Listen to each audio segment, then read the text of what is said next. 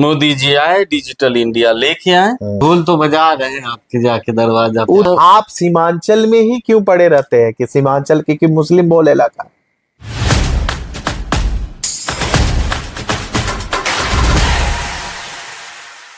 मोदी जी आए, digital India लेके आए, तो लोगों के घर घर मोबाइल पहुंच गया, डेटा पहुंच गया।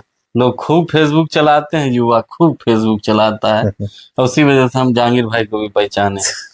तो मैं आपको बताता चलूं, आज का जो दौर है उसमें इस डिजिटल इंडिया में आप देखिएगा तो ओवैसी साहब काफी इमर्ज कर रहे हैं अपने स्पीच को लेके या सारी चीजों। ऐसा नहीं है कि ओवैसी साहब के खानदान में या उनके वालिद साहब या वो खुद, ऐसा नहीं है कि पॉलिटिक्स इस तरीके का नहीं कर रहे थे, कर रहे थे।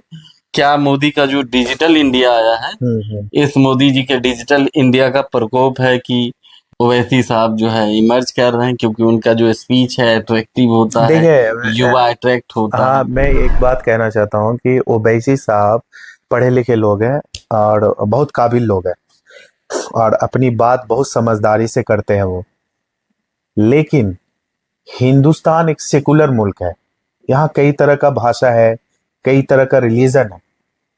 तो हम अगर राजनीतिक करेंगे तो सिर्फ मुसलमानों के लेके राजनीतिक नहीं कर सकते कि सिर्फ मुस्लिम मुस्लिम मुस्लिम। तो ओवैसी साहब को अगर आने वाले वक्त में बहुत बेहतर राजनीतिक में आगे जाना है तो आपको सबको लेके चलना होगा, सभी को, क्योंकि ये सेकुलर मुल्क है, यहाँ पे सभी जाति का वोट, क्योंकि एक हिंदू मुसलमान बहुल इलाके से जीते और एक मुसलमान हिंदू बहुल इलाके से जीते, ये है यहाँ पे होता है और अभी होता आ रहा है और आगे भी होता रहेगा। तो सिर्फ मुस्लिम मुस्लिम करके और कई तरह की बातें हैं।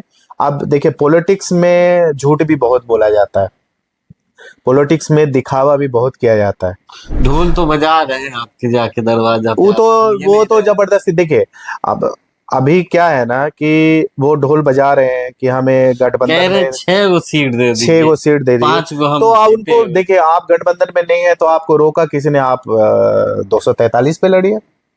अगर आपके पास ये है, ऐसे 18% मुसलमान है, आप नहीं है तो 100 सीट पे लड़िए। तो आप सीमांचल में ही क्यों पड़े रहते हैं कि सीमांचल की मुस्लिम बहुल इलाका?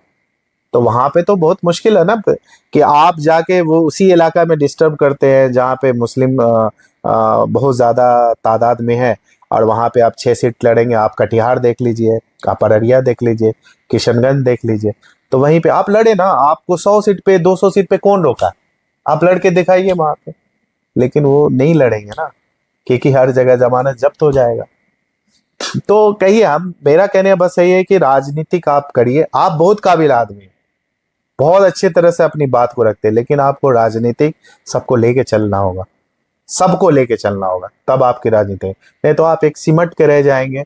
और वैसे भी आज मुसलमानों का कोई नेता नहीं है यहाँ पे। आप देखिए ना कि आप शाहपुर कमाल ही विधानसभा में आप देख लीजिए, आप बहुत मुस्लिम मुस्लिम करते हैं। ऐसा नहीं है कि शाहपुर कमाल विधानसभा में मुस्लिम कोई ऐसा दमदार कैंडिडेट नहीं है जिसको आप टिकट नहीं दे सकते थे, बिल्कुल दे सकते थे। फिर आप गोरेलाल यादव को टिकट दिए, वो 8000 वोट लाए, ठीक है।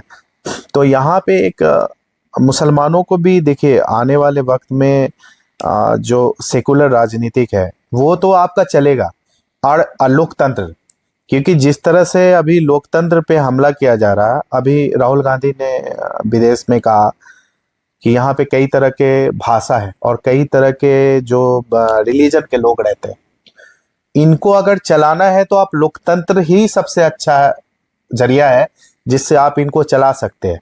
नहीं तो ऐसे में चलाना बहुत मुश्किल हो जाएगा, क्योंकि हर तरह के लोग यहाँ पे हिंदुस्तान में रहते हैं। तो ठीक है, आगे आप सेकुलर राजनीति कीजिए और आगे बढ़िए, कोई दिक्कत नहीं है, मजबूती से आगे बढ़िए। अभी ऐसे भी सबको मिला के चलिएगा तो मेरा कहने का मतलब, आप हिंदू हिंदू या मुसलमान मुसलमान नहीं कर सकते। आप एक विधानसभा में देखिए, हर कम्युनिटी के लोग रहते हैं, हर जात के लोग रहते हैं, आप सभी के लिए। आप एक विधानसभा में अगर जीत के जाते हैं एमएलए, तो आप सबके एमएलए हैं, सही में, है ना? आपके पास सब आएंगे मदद मांगने के लिए, तो आप सबके लिए करिए। कोई इसके लेके कि हम सिर्फ मुसलमानों को लेके जीत जाएंगे, हम हिंदुओं को लेके जीतेंगे, ऐसी राजनीति, नफरत वाली राजनीतिक ना करें, प्यार मोहब्बत वाली राजनीतिक होनी चाहिए, तो ज्यादा बेहतर है।